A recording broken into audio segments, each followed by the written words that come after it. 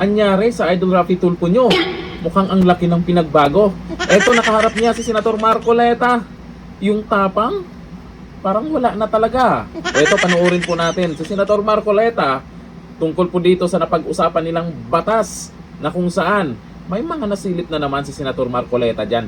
At tingnan nyo po itong si Senator Rafi Tulfo. Parang iba talaga ang dating niya ngayon. Noon, nung bago siya naging senador or naging senador siya, ay talagang nakikita natin yung tapang niya. Maraming bumilib sa kanya, kahit ako bumilib talaga sa kanya, lalo na yung pinaimbestigahan niya yung sa loto. Pero ngayon, anong balita na?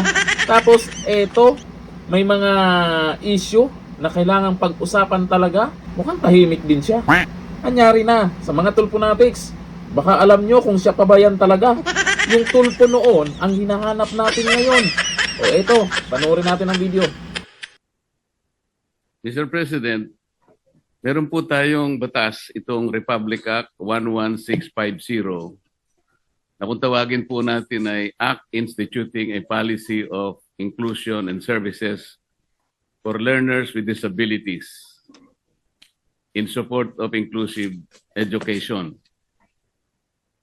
Sang-ayon po sa Section 13 itong batas na ito, Mr. President,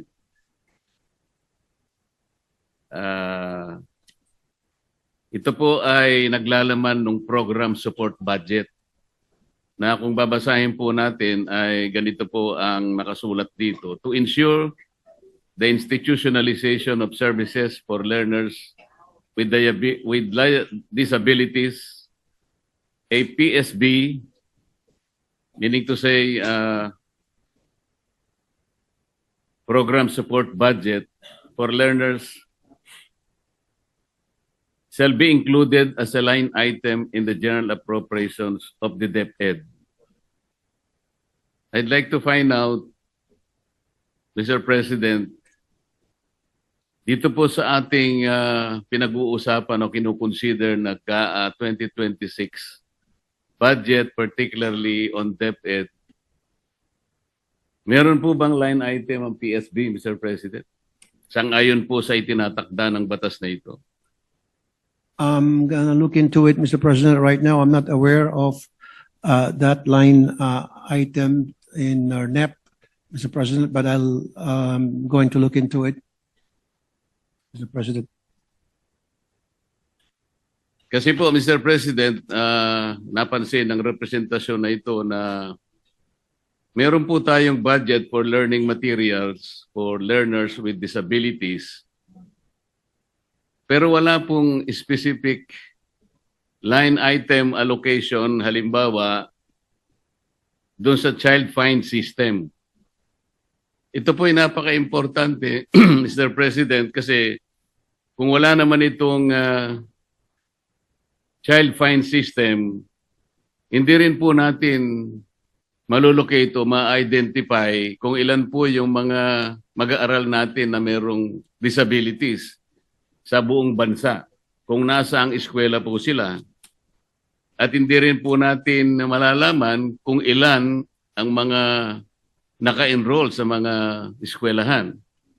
So mahihirapan po tayo kahit na alam natin na napaka-importanting masuportahan po natin lahat. Ngunit kung hindi naman po natin alam kung sino-sino sila at kung nasaan sila, sapagkat wala nga pong line item na nakalagay sa budget, ito naman po itinatadhana ng batas, mahirapan po tayo, Mr. President. This representation tried since last week to inquire from the LBRMO kung talaga pong nakapaglagay ang DepEd ng line item ayon po sa itinatadhana ng batas. Ngunit hanggang ngayon po ay mukhang sila'y nahihirapan din na tingnan mula sa DepEd. Parang wala nga po, Mr. President. Mr. President, meron po. Ito pala, DepEd budget, 100 million pesos for 2026 sa NEP, Provision of Learning Resources for Learners with Disabilities. Sa NEP po yun, Mr. President. Kung titignan po ninyo sa HGAB, na wala po yun. Yun po yung hinahanap natin. Ayun, na magic. At ang nakikita po nating malinaw, materialis po for learners for disabilities. Maliwanag po yun. Ngunit kung ang pag-uusapan natin para malocate po natin, nasaan po lahat ang mga mag-aaral po nating may disabilities, wala po tayong magagamit na pantustos dyan sapagkat wala po yung child fine system. Hindi lamang po yon, Mr. President. Sana'y nagkakamali po ako pero wala rin po yung hiring of specialists for diagnosis and assessment of LWDs and the prescription of appropriate intervention. Sana nagkakamali din po ako, Mr. President, na wala din po yung to defray expenses in the delivery of related services stated in Section 4P. Ito nga po yung sa transportation and various developmental, corrective and other support services for student with disabilities. Mr. President, kung wala po ang line item na ito na napaka-importante, kahit na po magsama-sama tayong lahat dito, ipahayag natin ang ating interes na tulungan ang ating mga mag-aaral na may disabilities, ngunit may kakulangan po sapagkat na maring kaligtaan po. Napaka-importante po ng line item na ito. Mr. President, kaya ko lamang po sinubukan na maalaman talaga. Sana po ay makita na po natin. Kahit na po tapos na yung individual amendments, Mr. President, siguro po ay ang representasyong ito isusulat sa ating chairman para sa ganon makahanap pa po tayo ng fiscal space. Nakita ko po kasi yung opisina po ng PCO na nagka-doble-doble po yung paglalagay po nila ng gastusin tungkol sa pag-host natin ng ASEAN.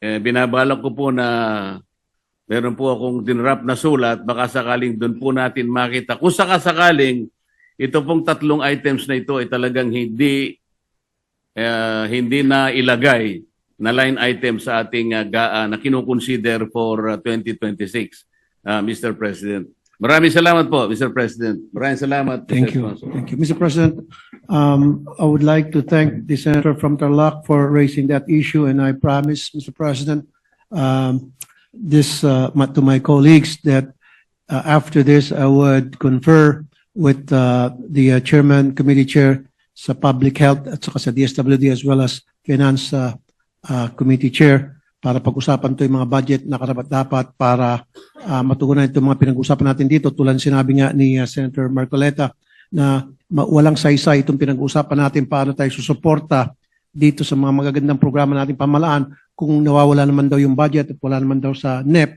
if correct me if I'm wrong. So that has to be addressed right away. Thank you for that, for being a keen observant on that matter, the good senator from Tarlac. Maraming salamat po, Mr. President.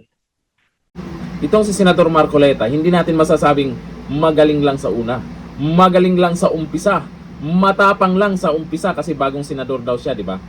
Eh hindi naman to kagaya kay Senator Tulfo. Huwag mo siyang igaya kasi si Senator Marcoleta, nakikita na po natin kung paano po siya makipagsagutan, kung ano talaga yung pagkaintindi niya sa batas.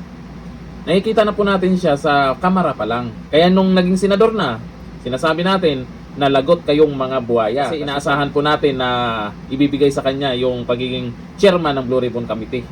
Nung naumpisahan niya, maraming nabuking dyan, di ba? Mga buhaya, may mga pangalan na lumabas. Yun nga lang, pinalitan siya. Pero hindi pa rin huminto ang isang Marcoleta. O tingnan nyo naman, Marcoleta, Raffy Tulfo. Yung dating Raffy Tulfo, walang-wala to si Marcoleta. Iba ang tapang ni Tulfo noon. Ewan ko lang kung anong nangyari ngayon. Yan maraming nagtatanong din ha. Dapat yung dating Tulfo talaga. Matapang. Kasi yan yung gusto ng taong bayan. Para magkaalaman kung ano yung mga nangyayari dyan sa, lalo na yung sa PCSO, ewan ko lang kung anong balita doon ha. O dito sabi po ni Demo Maca, may nagawa kay Raffy Tulfo ang Senado. Siya walang nagawa sa Senado. Puro naman siguro, grabe naman kayo. Sabi ni Ana dito Abner, bakit tahimik ka Tulfo sa nangyari ngayon? Ito po talaga ang napansin ng karamihan. Kaya dati po, dikit na dikit po ito kay VP Sara Duterte sa mga survey na pwedeng gawing Pangulo ng Pilipinas. Pero habang tumatagal sa Senado, pababa ng pababa yung ratings niya, lumayo lalo kay VP Sara Duterte at maraming mga nagkomento na anong balita na doon sa pinaglalaban niya, Bakit tahimik siya ngayon? Lalo na ngayon. Bakit tahimik siya ngayon? Dapat isa siya sa mag-iingay dyan. Di ba? Ay, nakakapagtaka. O, sabi ni Len Pakunta, yung sa loto nga, nag-ingay sa umpisa. O, ito na. Yung sa loto daw. Mas tingin nyo.